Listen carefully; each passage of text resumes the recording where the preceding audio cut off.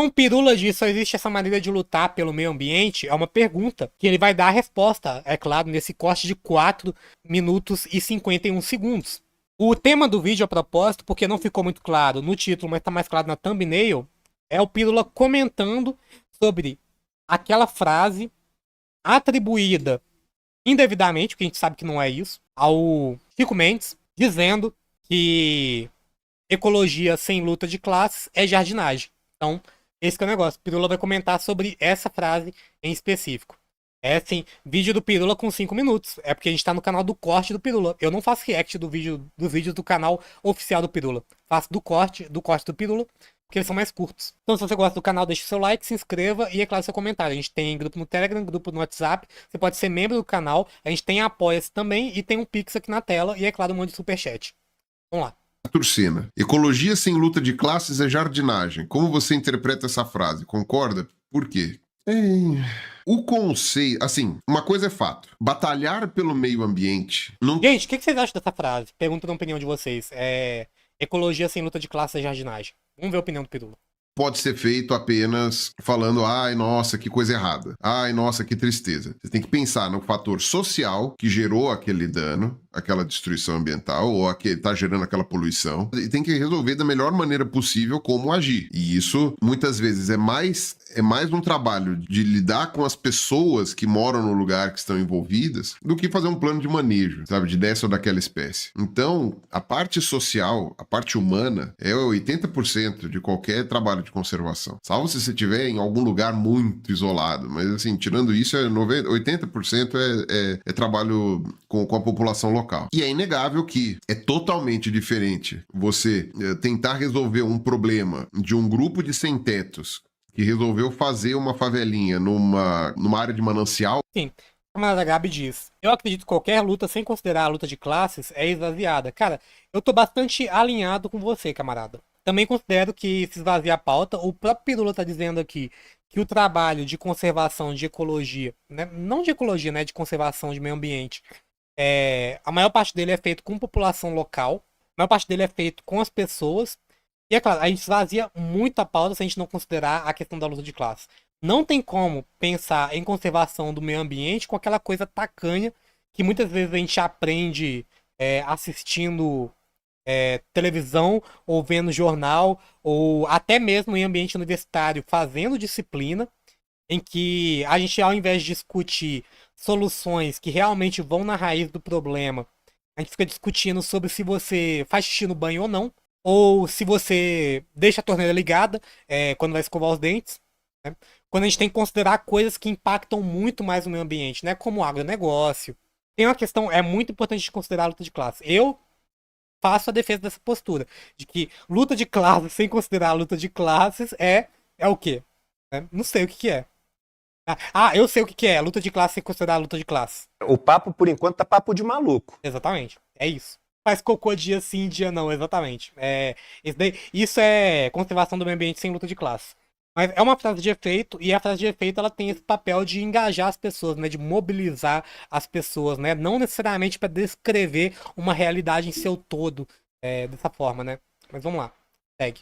Que pode poluir a água de não sei quanto, do que você tentar impedir um mega empreendimento gigantesco que vai destruir, sei lá, toda a área de restinga de determinado lugar e vai deixar exposto a uma série de fatores que está sendo sustentado por uma empresa de centenas de milhões de reais. E como é que você vai fazer para coibir esse tipo de coisa, né? Tipo, tá todo mundo muito rico, muito poderoso fazendo força a favor, e quem é você para fazer força contra, né? Então, os dois impactam no meio ambiente. Os dois têm soluções muito diferentes, porque os dois têm causas muito diferentes. Falam para economizar água, mas o distrito ZFM tá gastando água a rodo. Inclusive o rio ainda não tá subindo quando deveria. Prevejo uma seca pior ano que vem. Pois é.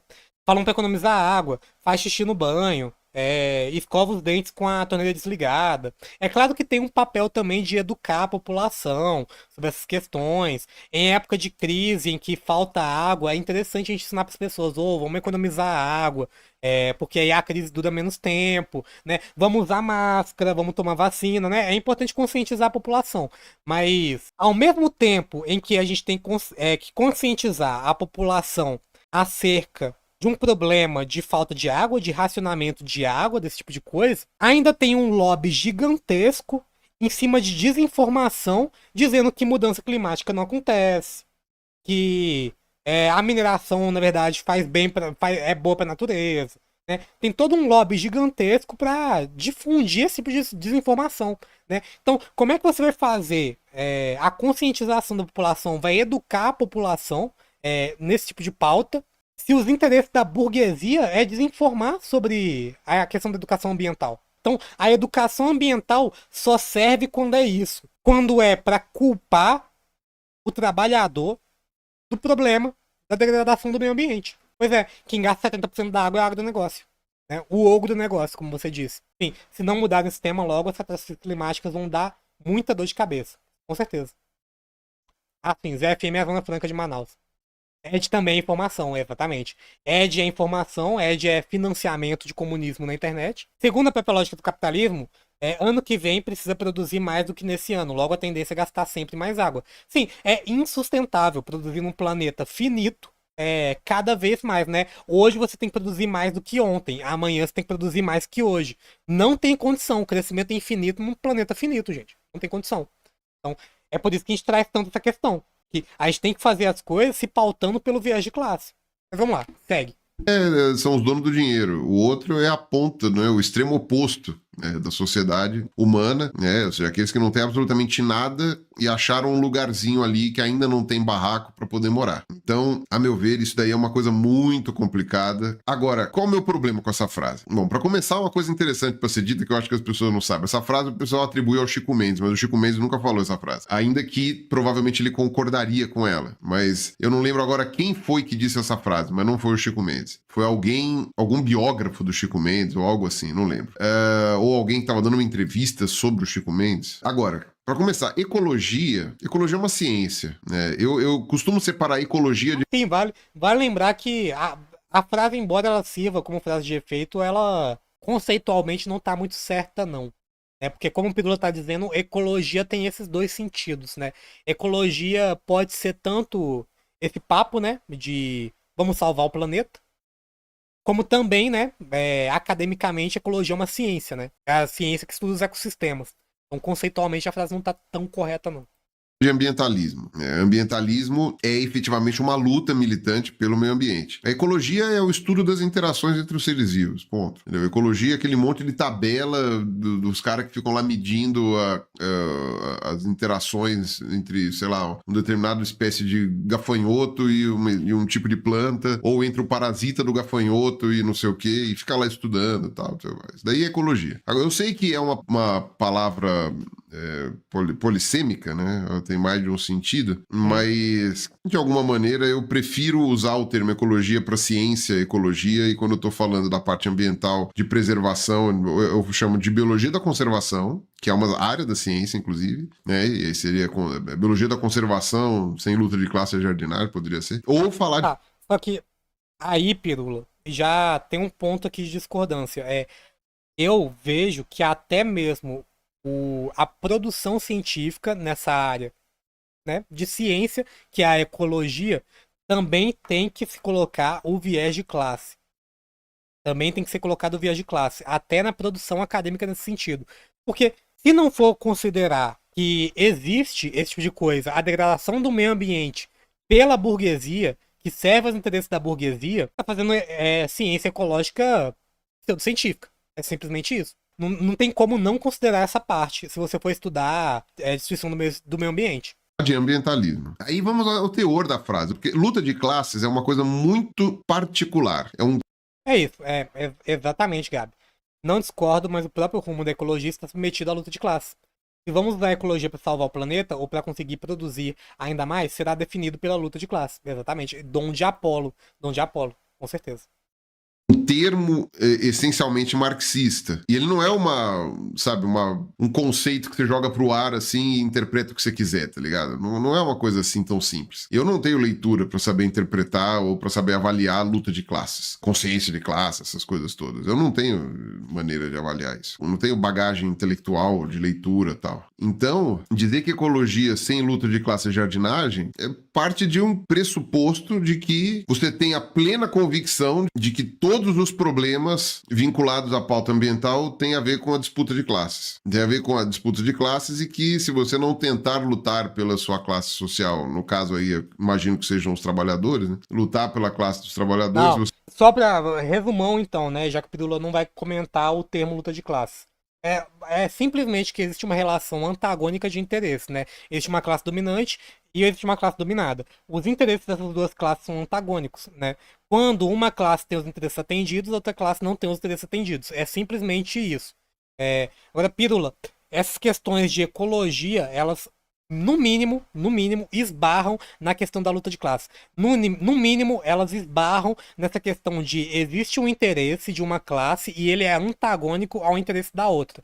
É simplesmente isso. Quando você estuda até mesmo a demografia de uma população, sei lá, de um ratinho no deserto, se esse ratinho no deserto está ameaçado de extinção, é porque isso deriva de um contexto em que há duas classes antagônicas disputando.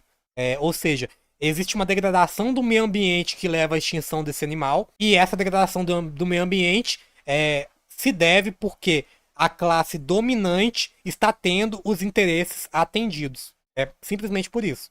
E é claro, comentar essa questão da luta de classe quando, por exemplo, a degradação do meio ambiente é feito do ponto de vista do trabalhador, a gente, na maioria das vezes, consegue encontrar um motivo para o trabalhador estar degradando o meio ambiente relacionado à relação de trabalho que ele exerce dentro do capitalismo, uma vez que o capitalismo afeta todos os locais do planeta. Então, se, por exemplo, a gente tem uma comunidade de pescadores que, em decorrência do habitat em que eles se inserem está degradado, eles continuam com a pesca que se torna posteriormente legal, né? Fazem pesca ilegal como meio de subsistência. A gente não pode dizer que é só culpa do trabalhador ele estar contribuindo, entre aspas, com a degradação desse meio ambiente, né? Não pode dizer que é só culpa do trabalhador.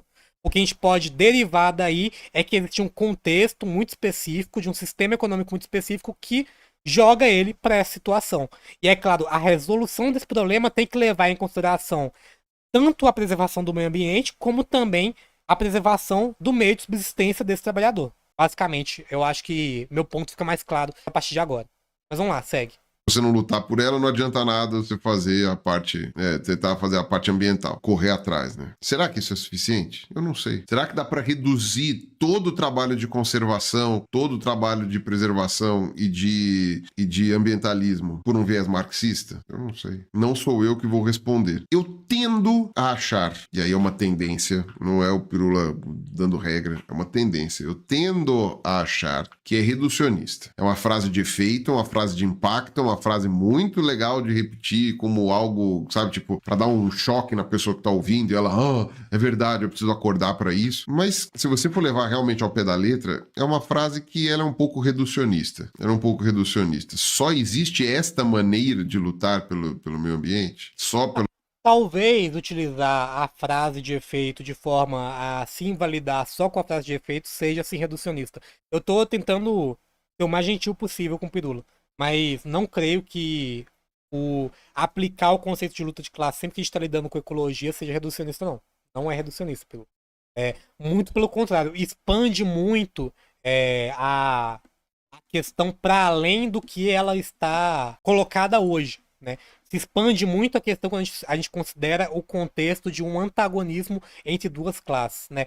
Uma vez que a produção que se faz em educação ambiental é basicamente feita de forma a culpabilizar o trabalhador, e uma vez que a gente tem o contexto de considerar a luta de classes nesse método, a gente consegue expandir toda essa produção em educação ambiental para também dialogar com a realidade do trabalhador e também servir também aos seus interesses e não só aos interesses de uma minoria, que é a burguesia. Pela luta de classes, eu não sei. E, bom, enfim. É isso. Gente, eu tô vendo que vocês estão falando aí do Pirula. Boa noite, canal do Guinho. Diz o Ed. Ele é reformista safado. Depois reclama dos cortes de bolsa em biologia. Falou e não disse nada. Deixa a parte não gentil, eu faço. Tá, beleza. Encheu o saco do Pirula pra reagir a esse vídeo? Ao meu vídeo? Ah, sim. Encham o saco do Pirula pra ele reagir ao meu vídeo, gente. Encham o saco do Pirula. Vamos lá. Então, gente, eu tô sendo gentil com o Pirula porque eu sei do mal que ele sofre. Eu não acho que o Pirula, como vocês estão comentando aí, seja uma pessoa que literalmente crê que ciências humanas, aqui, Marilis disse, gosta do Pirula, mas não tem como passar pano pro fato dele achar que ciências humanas não são ciências. Cara, Marilis, eu não consigo visualizar o Pirula dessa forma. O que eu consigo ver é que o Pirula ele não tem conhecimento sobre esse assunto. Ele é biólogo, ele sabe de biologia, mas ele desconhece bastante ciências humanas. O que não dá pra culpar, não dá pra culpar por desconhecer ciências humanas. E aí, nesse vídeo, e assim como em muitos vídeos que ele faz sobre esse tipo de assunto, parece que ele tá sempre pisando em ovos, sabe? Ele não diz nada de muito concreto, tem muito medo de dar o posicionamento dele, porque ele sabe que o pessoal vai cair matando se ele se posicionar muito contundentemente. Eu acho que esse que é o negócio do Pirula.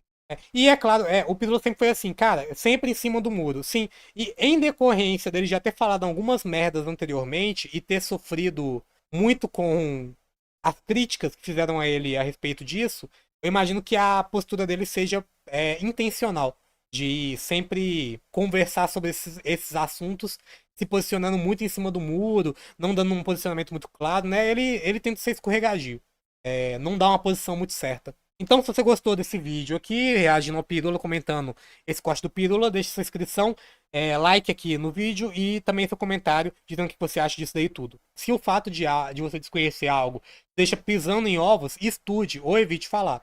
Eu concordo. O Ed é de exatas, por exemplo, e não fica tergiversando que nem o Pirula. O que eu percebo do Pirula também é que e o que a gente percebe muito com esse pessoal que tem um posicionamento muito em cima do muro, né? Eles tentam agradar gregos e troianos, né, gente? O Pirula não se posiciona muito a favor do trabalhador, como seria bom que ele se posicionasse. Antigamente, eu acreditava que ele poderia ser trazido pro nosso lado, sabe? Mas eu acho que é uma pressão até econômica, sabe? Do canal dele. Uma vez que ele é cientista e tem muito esse negócio difundido na internet, de que o cientista que se posiciona, ele perde a imparcialidade e é um mau cientista, eu imagino que o Pirula tema se posicionar e perder credibilidade nesse sentido, sabe? Então ele tenta agradar gregos e troianos sempre, né? Ele é amigo de comunista, ao mesmo tempo que ele é amigo daquele pastor lá, o Iago Martins, né? Vocês sabem muito bem, né? Ele senta no sofá do MBL, ao mesmo tempo que ele chama o Ian Neves pro podcast dele, então ele tenta agradar todo mundo. Iago, creio que ele ainda pode vir pro nosso lado, pois o nosso lado ainda vai crescer muito, inclusive com biólogos marxistas. Pois é a pretensão que a gente tem, mas não sei, eu não sei.